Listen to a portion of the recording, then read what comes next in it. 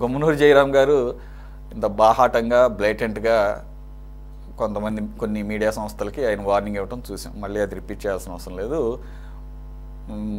పాత్రికేయ సంఘాలు అలాగే జర్నలిస్టులు కూడా ఒక్కసారిగా నిరసన వ్యక్తం చేస్తున్నారు రాష్ట్ర వ్యాప్తంగా.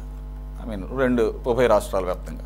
మొత్తానికి అయితే టీడీపీ అధిష్టానం కూడా దీనిపై స్పందించింది. ఎలా చూడాలి సార్? అది ఆయన వ్యక్తిగతంగా అంటే ఆయన నిజంగానే ఆయన క్యారెక్టర్ని అసాసినేషన్ చేశారు అని చెప్పేసి భావించి అంత తీవ్ర స్థాయిలో చేశారు. అసలు అవసరం ఉందా ఆ వ్యాఖ్యలు చేయటం? ఎవరైనా ఏ మీడియా సంస్థ అయినా, అది ప్రింట్ మీడియా కావచ్చు, లేకపోయేట్లయితే టీవీ మాధ్యమం కావచ్చు, లేదా సోషల్ మీడియాలో కానివ్వండి, ఎవరైనా కానీ ఎవరి వ్యక్తిత్వాన్నైనా హననం చేసినా లేకపోతే దానికి భంగం కల్పించినా కానీ కేసులు దాఖలు చేయడానికి, అదేవిధంగా ప్రెస్ కౌన్సిల్కి ఫిర్యాదు చేయడానికి అన్ని అవకాశాలు ఉన్నాయి. ఆయన గుమ్మనూరు జయరాం ఆయనేమి సామాన్య వ్యక్తి కాదు, ఒక ఎమ్మెల్యే. అటువంటి వ్యక్తి అటువంటి ఆప్షన్స్ని ఎంచుకోవాల్సింది పోయి రాసిన వాడిని నేను రైలు పట్టాల మీద పడుకోబెడతా అని చెప్పేసి మాట్లాడటం అనేది అవాంఛనీయం, గర్హనీయం. ఎలాంటి ఎలిమెంట్స్ని రాజకీయ పార్టీలు ఎంటర్టైన్ చేస్తున్నాయనేటువంటిది ఇక్కడ గమనించాల్సినటువంటి అంశం. చట్టబద్ధ పాలన కదా జరుగుతూ ఉంది.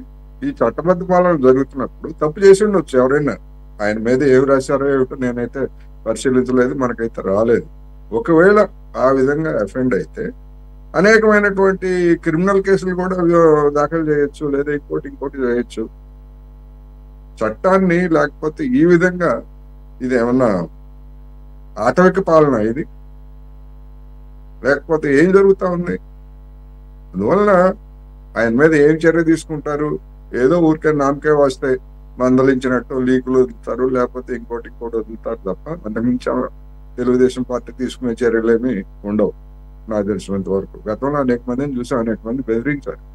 అందువలన ఎవరైనా అయితే మీడియాలో తప్పులు చేసేవాళ్ళు ఉన్నారు, పని కట్టుకుని తప్పులు చేసేవాళ్ళు ఉన్నారు, తెలియక తప్పులు చేసేవాళ్ళు ఉన్నారు, లేదా తప్పుడు సమాచారంతో అటువంటి వార్తలు రాసేవాళ్ళు కూడా ఉండొచ్చు.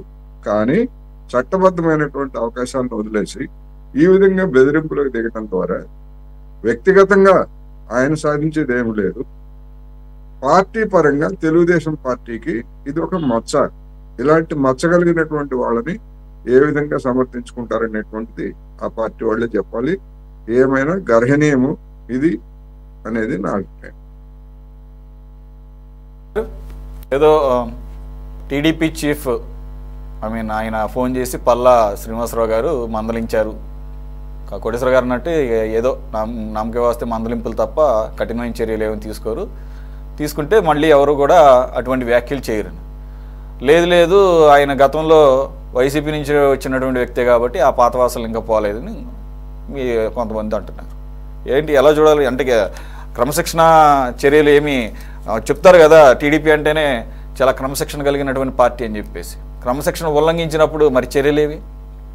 అదే అండి, ఇప్పుడు తెలుగుదేశం పార్టీ అనేది ఇట్స్ వెరీ లాంగెస్ట్ పార్టీ అండి. 43 సంవత్సరాల నుంచి పార్టీ ఉన్నది, 43వ సంవత్సరం రన్నింగ్ అవుతా ఉంది. సో డిసిప్లైన్డ్ పార్టీ ఏదైనా రీజనల్ పార్టీలో ఉందంటే that is only Telugu Desam party అండి. మనం ఒక్క నిమిషం మీకు బెస్ట్ ఎగ్జాంపుల్ చెప్తా.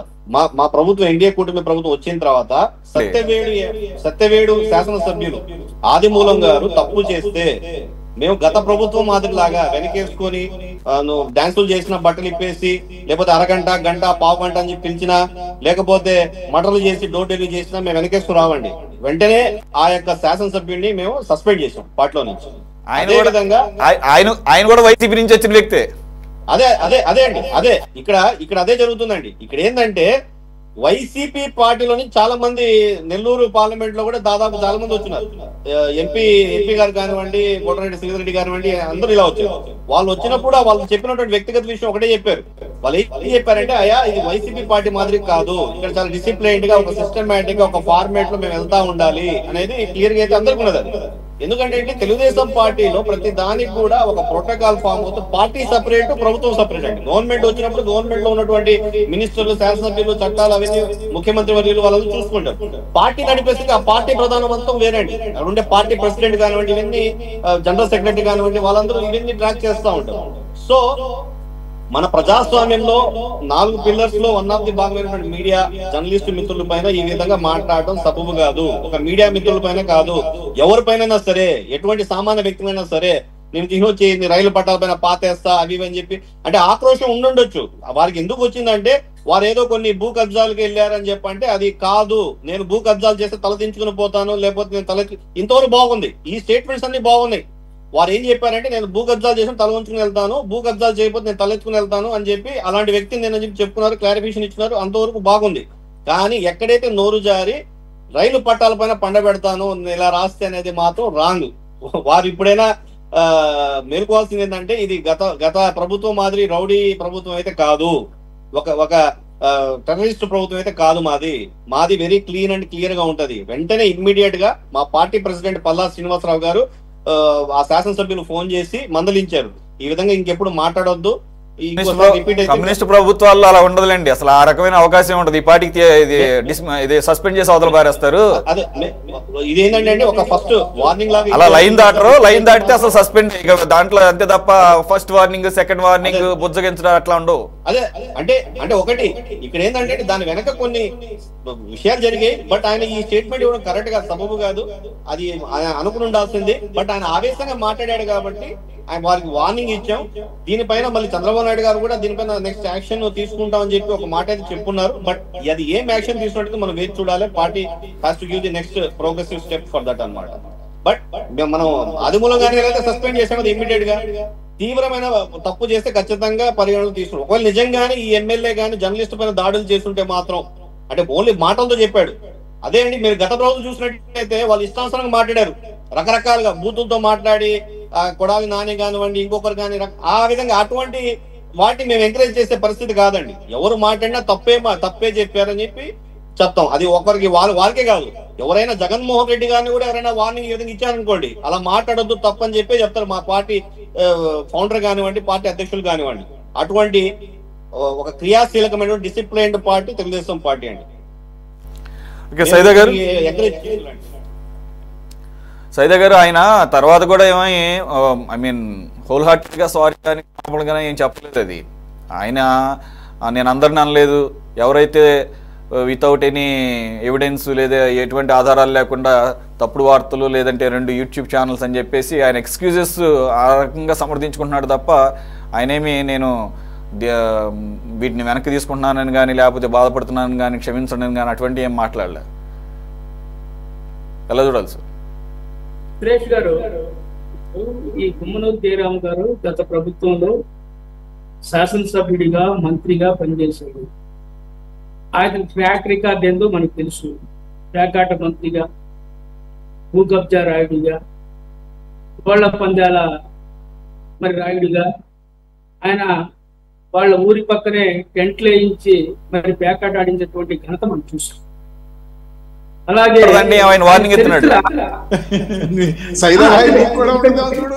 ఆ రోజు ఆయన సురేష్ గారు కాదు, ఆయన మళ్ళా మీ దగ్గరికి వస్తామో కాదు, ఆధారాలు లేకుండా ఇలాంటి మాటలు మాట్లాడితే ఆయన వార్నింగ్ ఇస్తుంది ఆయన. ఎందుకంటే తినమరిగిన కోడి ఇల్లెక్కి కూర్చిందని. ఇంకా అతను క్రిమినల్ బ్యాక్గ్రౌండ్ అదే అతనే అన్నాడు. మీరు ఒకసారి అతను స్టేట్మెంట్ చూస్తే మనం ఆయన ఏమని ఇచ్చాడంటే, కొందరు పని కట్టుకొని నాపై నా కుటుంబ సభ్యులపై తప్పుడు వార్తలు రాస్తున్నారు,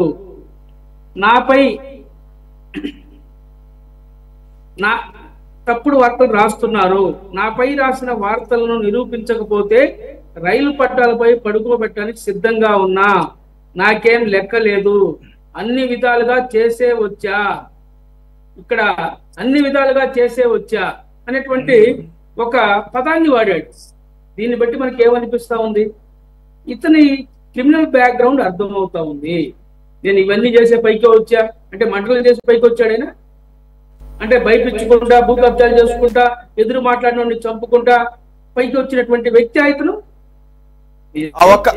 అల్లబక్షి గారు ఆ ఒక్క మాట సరిపోదండి, ఆ ఒక్క మాట సరిపోదా చర్యలు తీసుకోవడానికి? ఒకటండి, ఇప్పుడు మాకు నిన్న కూడా చంద్రబాబు నాయుడు గారు కాన్ఫరెన్స్ కాల్ లో ఒకటి క్లియర్ చెప్పారండి. కాన్ఫరెన్స్ కాల్ లో మినిస్టర్లు ఉన్నారు, పల్లా శ్రీనివాసరావు గారు ఉన్నారు, శాసనసభ్యులు, మా ఇన్ఛార్జ్లు మేమందరం ఉన్నాం. ఒక క్లియర్ గా ఒక మాట చెప్పారు. ఏం చెప్పారంటే, అది మినిస్టర్ తప్పు చేసినా, శాసనసభ్యుడు తప్పు చేసినా కూడా నిర్దాక్షిణ్యంగా యాక్షన్ తీసుకుంటాను, డిస్క్వాలిఫై చేస్తాను, పనితీరు బాగలేకపోతున్నా కూడా అట్లీస్ట్ అంటే ఈ విధంగా మాట్లాడటమే కాదు, పనితీరు బాగలేకపోయినా కూడా చంద్రబాబు నాయుడు గారు ఏం చేస్తున్నారు, ప్రతి ఒక్క కాన్స్టిట్యూషన్ ప్రతి ఒక్క వార్డుకి ప్రజలకి నేరుగా ఫోన్ చేసుకొని మీ శాసనసభ్యులు బాగా పనిచేస్తున్నారు లేదని కూడా ఎవ్రీడే ట్రాక్ చేస్తున్నారు. వారానికో రోజుకో 2 సార్లు 3 సార్లు ఫోన్ చేసి ప్రతి ఒక్క పబ్లిక్ నుంచి ఒపీనియన్ తీసుకుంటారు. వాళ్ళ పనితీరు బాగా లేకపోయినా సస్పెండ్ చేస్తున్నారు. మన ఇంత దూరం కూడా అవసరం లేదు.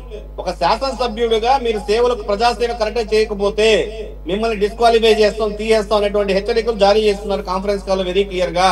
ఎస్పెషల్లీ డిసిప్లినరీ లో ఈ విధంగా రిపీట్ అయితే పార్టీ నుంచి సస్పెండ్ కూడా చేస్తామని చెప్పి వెరీ క్లియర్ గా చెప్పారు. It is very clear. Conference call లో అందరూ ఉన్నారు, దాంట్లో అందరి ప్రతి ఒక్క నాయకులకి వారు వార్నింగ్ ఇచ్చారు చంద్రబాబు నాయుడు గారు. కాదంటలేదు సార్, అక్కడ క్లియర్ గా ఆయన అడ్మిట్ చేస్తున్నాడు కదా, ఆయన నోటితో మాట్లాడిన మాటలే కదా. అవునండి, వారు మాట్లాడిన వాస్తవమే, నేను ఒప్పుకుంటున్నాను. అక్కడ ఏం చెప్పారంటే ఈనాడు తప్ప మిగతా 2 విలేకరుల గురించి మాట్లాడారు. అది ఏ ఛానల్ సంబంధించిన విలేకరు అని చెప్పి క్లారిఫికేషన్ రాలేదు. వారు ఇచ్చిన మాటల స్టేట్మెంట్ రాంగ్. ఎవరైనా కానీనండి, ఎవరైనా కానీ కోటేశ్వర గారు అన్నట్లు దానికి కొన్ని ఫోరమ్స్ ఉన్నాయి, దానికి కొన్ని ఆవేశంలో మాట్లాడారు. వారు పక్క రోజు ఆవేశంలో మాట్లాడినప్పుడు వెనక్కి తీసుకోవాలి. చెప్పలేదు. వారు దాన్ని అడ్మిట్ చేసి క్షమాపణ చెప్పుంటే బాగుండేది. ఆవేశంలో మాట్లాడారు. సరే, ఇప్పుడు విలేకరులు కొంతమంది మంచి రాస్తారు, తప్పు రాస్తారు, వాస్తవాలు రాస్తారు. ఒకవేళ తప్పు రాస్తుంటే మాట్లాడే విధానం వేరు. ఈయన శాసనసభ్యునికి ఈయన నా రికార్డు ఇదే, నేను ఈ విధంగా అనేది మాట్లాడడం మాత్రం ముమ్మాటికి రాంగ్. మేము దాన్ని సమర్థించడం లేదు. వారు మాట్లాడిన మాటలు మాత్రం రాంగే అని మా పార్టీ స్టాండ్, మా పార్టీ అధ్యక్షులు చెప్పారు, అందరూ చెప్పారు. ఇప్పుడు జర్నలిస్టులపై మాట్లాడేది ఒక కాస్త పక్కన పెడితే నా ట్రాక్ రికార్డ్ ఇది అని చెప్పేసి ఆయన అడ్మిట్ చేస్తున్నప్పుడు మాత్రం మీరు ఖచ్చితంగా ముందుకు వెళ్లాల్సిన అవసరం ఉంది. చర్యలు తీసుకోకపోతే శ్రీనివాసరావు గారు పార్టీ అధ్యక్షులు ఆల్రెడీ వార్నింగ్ ఇచ్చారు. చంద్రబాబు నాయుడు గారు యాక్షన్ తీసుకుంటున్నారు, చంద్రబాబు నాయుడు గారు యాక్షన్ తీసుకుంటామని అన్నారు. సో దాన్ని మేము వీఆర్ వెయిటింగ్ ఫర్ ఇట్. రేపో మాపో వారు పిలిచి మాట్లాడే పరిస్థితి ఉంటుంది, లేదా ఏం చేస్తారో మేము వేచి చూస్తున్నాం. మా అధినేత వారితో మాట్లాడతారని చెప్పారు క్లియర్ గా. Okay, right. సైదా గారు కంటిన్యూ. సురేష్ గారు, నేనేం చెప్తున్నానంటే, సోదరుడు చెప్పినట్టుగా 43 సంవత్సరాలు చరిత్రటువంటి తెలుగుదేశం పార్టీ అన్న ఎన్టీ రామారావు ఉన్నప్పుడు ఆయన చండశాసనుడు. పార్టీని ఏ విధంగా నడిపాలో ధైర్యంగా ఆయన ఒక చరిష్మా గల నేతగా ఆయన చేశాడు. కానీ చంద్రబాబు గారి దగ్గర అంత ధైర్యం లేదు, అంత సాహసం లేదు. నేను ఎందుకు చెప్తాను ఈ మాట, మనం చూస్తా ఉన్నాం. గాడి తప్పి, క్రమశిక్షణ తప్పి ఈ ప్రభుత్వంలో ఎంతమంది ఏ విధంగా మాట్లాడారో మనం చూస్తా ఉన్నాం. మొన్న చూసాం, మనం నందిగామ ఎమ్మెల్యే చూసాం. నందిగామ ఎమ్మెల్యే ఏం మాట్లాడాడు?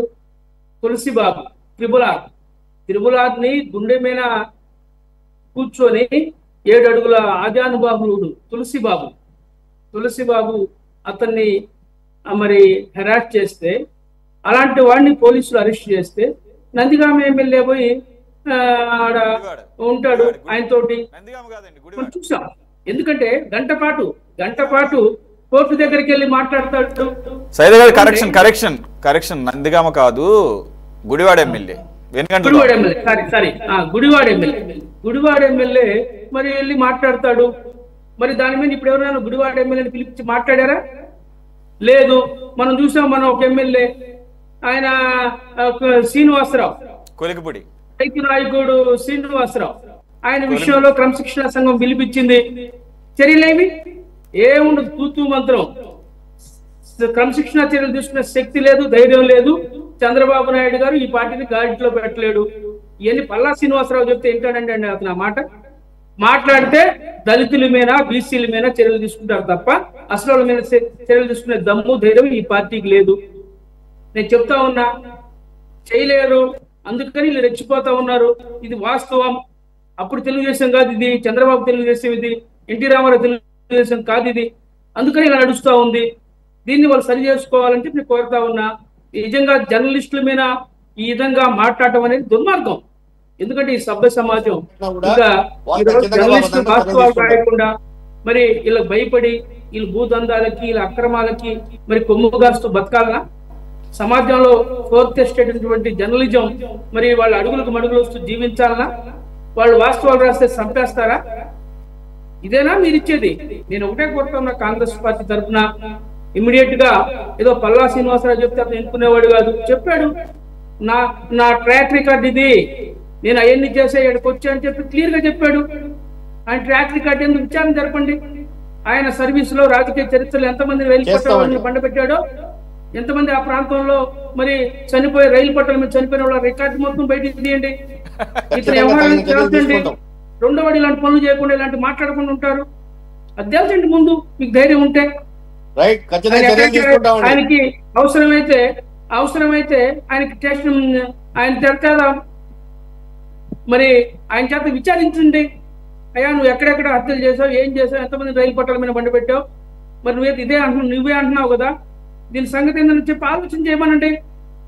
ఇవన్నీ ఏమి లేకుండా ఏదో కాకమ్మ కబుర్లు, ఉత్తమాటలు, మేము క్రమశిక్షణకు పట్టుబొమ్మలు, మేము క్రమశిక్షణ గల పార్టీ, అవన్నీ చెప్తా ఉంటే మరి ఉత్తత మాటలు తప్ప ఇంకేం లేదు. దీనివల్ల అయ్యేది కాదు.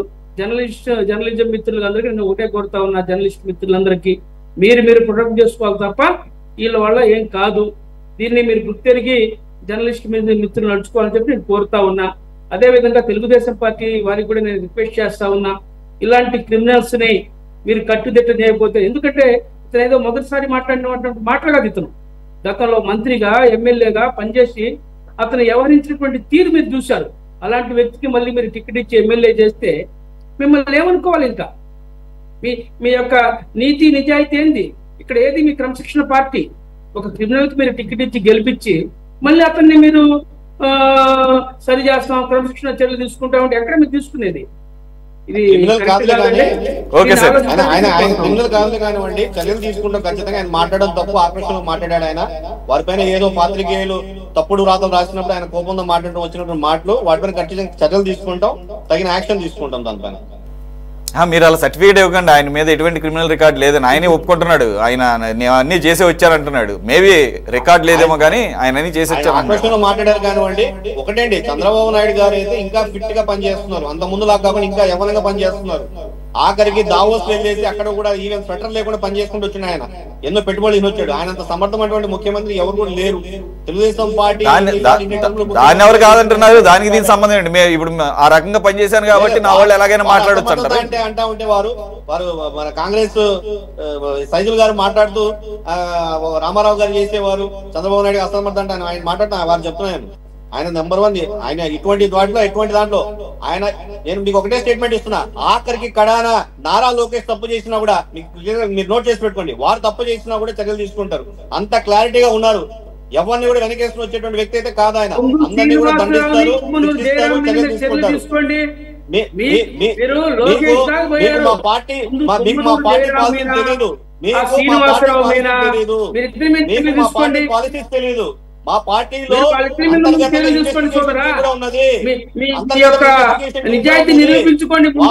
ఏ నాయకుడు ఏ విధంగా పనిచేస్తున్నాడు, మినిస్టర్ ఏ విధంగా పనిచేస్తున్నాడు, శాసనసభ్యుడు ఏ విధంగా పనిచేస్తున్నాడు చెప్పి ఒక రిపోర్ట్ టీమే ఉన్నది మాకు, మా పార్టీలో ఉంది.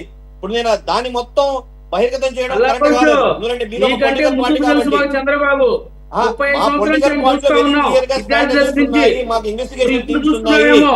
క్లియర్ గా టీమ్స్ ఉన్నాయి మాకు. వారు ప్రతి ఒక్క నాయకుడి పైన చంద్రబాబు గారిని 30 సంవత్సరాలు చూస్తున్నాం, 94 నుంచి మేము విద్యార్థి చూస్తా ఉన్నాం. ఆయన తెలుసు. గంటిపేట పార్టీ ఆఫీస్ ఉన్నప్పుడు, పాత పార్టీ ఆఫీస్ ఉన్నప్పుడు అక్కడ పనిచేసా. అప్పుడు వారికి అలిపిరిలో బాంబ్ బ్లాస్ట్ అయిన తర్వాత అక్కడ నేను వెళ్ళి పనిచేసా. నేను నాకు తెలిసినంత తెలుసు, మీకు తెలియదు కానివ్వండి. మీరు చూస్తే సరిపోదు. నేను కూడా ఉండి చూసి నేను ఎన్నో సంవత్సరాలు పనిచేసా అక్కడ, నేను గండిపేటలో. హైదరాబాద్ లో పనిచేసావు నాకు తెలియదు, కానీ మేము ఆయన పరిశీలిస్తా ఉన్నాం. ఆయన వ్యక్తిత్వాన్ని పనిచేస్తా ఉన్నాం. ఆయన పనిచేసేటువంటి వ్యక్తి కాదు, గట్టిగా పనిచేసేటువంటి వ్యక్తి కాదు. అడ్మినిస్ట్రేటర్, గుడ్ అడ్మినిస్ట్రేటర్ అంతవరకు ఒప్పుకుంటాం. అంతేగాని దీన్ని మరో డిబేట్ లో కలుగుతాం, ఏం చేస్తాడు? Right, okay sir. కోటేశ్వర గారు, అలాగే సార్, ఒకటి మీరు మాట్లాడుతున్నప్పుడు ఏమన్నారంటే ఇటువంటి వాటిని రైజ్ చేయడానికి కన్సర్న్ ప్లాట్ఫామ్స్ ఉన్నాయి, కరెక్టే, ప్రెస్ ట్రస్ట్ ఆఫ్ ఇండియా అని చెప్పేసి ఇట్లాంటివి ఉంటాయి, కాదంటలేదు, కౌన్సిల్స్ ఉంటాయి. కానీ ఈ యూట్యూబ్ ఛానల్స్కి అటువంటి పరిస్థితి లేదు కదా. ఇప్పుడు ఆయన చెప్తుంది కూడా ఏంటంటే, నేను అందరినీ ఉద్దేశించి మాట్లాడింది కాదు, 2 పర్టికులర్గా యూట్యూబ్ ఛానల్స్ని బేస్ చేసుకొని మాట్లాడని చెప్పేసి అంటున్నారు. మరి వాట్ అబౌట్ యూట్యూబ్ ఛానల్స్, వాటిని నియంత్రించడం ఎలా? వాటి మీద చర్యలు తీసుకునే అవకాశం లేదు. యూట్యూబ్ ఛానల్స్ ప్రెస్ కౌన్సిల్ కి అవకాశం లేకపోయేట్లయితే వాళ్ళ మీద క్రిమినల్ కేసులు పెట్టండి, సివిల్ కేసులు పెట్టండి. కేసులు పెట్టడానికి మీకు అన్ని రైట్స్ ఉన్నాయి కదా. ఎవరైనా, నేను ఎవరిని సమర్థించట్లా, తప్పు రాసినటువంటి వాళ్ళని ఎవరిని నేను ఎప్పుడు సమర్థించను. నేను జర్నలిస్ట్ యూనియన్ లో పనిచేసా, కానీ ఏ జర్నలిస్ట్ ఏది చేసినా రైటే అనేటువంటి అభిప్రాయం కూడా నాకు లేదు. నేనేమంటానంటే, మీరు చట్టబద్ధమైనటువంటి పాలనలో ఒక ఎమ్మెల్యేగా ఉన్నారు కనుక చట్టాన్ని ఉపయోగించుకోండి. మీకు జరిగినటువంటి అన్యాయం కావచ్చు, లేదా మీకు పోయిన ప్రతిష్ట కావచ్చు, ఏమైనా కానీ మీరు చట్టబద్ధమైనటువంటి చర్యలు తీసుకోవాలి తప్ప ఈ విధంగా బెదిరించడం ద్వారా ఎంతమందిని బెదిరిస్తారు మీరు? ఎందుకనే అతనికి ఆ ధైర్యం వచ్చిందంటే ఆంధ్రజ్యోతి విలేకరిని తిరువూరు ఎమ్మెల్యే కొలికిపూడి శ్రీనివాసరావు బెదిరిస్తే ఆయన మీద ఇంతవరకు ఏమి చర్యలు తీసుకోలేదు. అల్లాబక్ష గారు చెప్తున్నారు మా దగ్గర నివేదికలు ఉన్నాయని. ఏం చేసుకోనండి నివేదికలు? నాలుగు గీసుకోవడానికి పనికొస్తాయి తప్ప బహిరంగంగా తీసుకున్నటువంటి చర్య ఏమిటి అనేటువంటిదే జనానికి తెలియాలి తప్ప 100 ఉండొచ్చు మీ దగ్గర నివేదికలు లేవని ఎవరు అంటలేదు, తెచ్చుకోవచ్చు. జగన్మోహన్ రెడ్డి గారు కూడా నివేదికల గురించి చెప్పారు. ఏం చేశారు? అందుకని ఏదైనా కానీ కొలికిపూడి శ్రీనివాసరావు మీద మరి తెలుగుదేశం పార్టీ వాళ్ళు, మహిళలు అందరూ కంప్లైంట్ చేశారు. జర్నలిస్ట్ మీద ఆయన ఓపెన్ గా చెప్పాడు, నేను ఆయనకు 25,000 ఇచ్చాను అని కూడా చెప్పాడు. ఎందుకు ఇచ్చాడు 25,000 రూపాయలు ఒక జర్నలిస్ట్ కి? కొలికిపూడి శ్రీనివాసరావు ఆయన మీద రాస్తే ఆయన బెదిరిస్తాడు అంటే ఏంటి? డబ్బులు ఇచ్చి తను ఏం చేసినా కానీ రాయకుండా ఉండటానికి డబ్బులు ఇచ్చాడు ఆయన, అంతే కదా.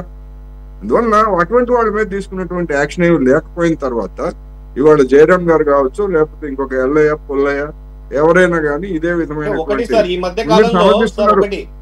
ఈ మధ్య కాలంలో యూట్యూబ్ ఛానల్ ఎలా అయిపోయిందంటే అండి, ఇది బ్లాక్ మెయిలింగ్ అయిపోయింది. అది మినిస్టర్ నేను కాదంటలేదు. యూట్యూబ్ ఛానల్స్ ఎలా అయిపోయినాయంటే ఒక బ్లాక్ మెయిల్ సిస్టమే అయిపోయింది. ఇదే ధోరణి. అంటే వాళ్ళు డబ్బులు ఎలా వస్తాయండి? యూట్యూబ్ ఛానల్ రన్ చేసి డబ్బులు ఏమైనా వస్తాయా? రావు కదా. వాళ్ళు కూడా ఒక జర్నలిస్ట్ అనో ఇంకోటనో వచ్చేసి కూర్చొని ఒక కెమెరా పెట్టేసి ఇవన్నీ. దీనికి ఖచ్చితంగా ఏంటంటే మీడియా పరంగా కూడా యూట్యూబ్ ఛానల్ ఒక ఇది రావాలి. కానీ కోర్టు అయితే ఒకటైతే ఇచ్చింది. కోర్టు ఏం చెప్పిందంటే ఎవరైనా రికార్డ్ చేయొచ్చు వీడియో.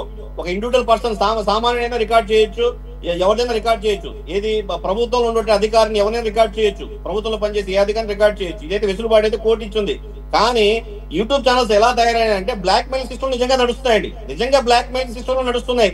అంటే వారి గురించి వారు ఏమన్నా వాళ్ళు డబ్బులు ఆశించే, యూట్యూబ్ ఛానల్ డబ్బులు ఆశించే, డబ్బులు ఇస్తే ఆ యొక్క నాయకుడి నుంచి మంచిగా రాయడం, డబ్బులు ఇవ్వకపోతే చెడుగా ఇది వేయడం, ఈ విధంగా దందా చేసుకుంటారు. వాళ్ళ రూపాయి వచ్చేది లేదు కదండి. వాళ్ళకి జీతాలు ఇస్తారా? ఏదైనా శాటిలైట్ ఛానల్లో జర్నలిస్ట్ లో ఇంకోటి అంటే వాళ్ళు ఇస్తారు, కానీ వీళ్ళు చేయరు కదా.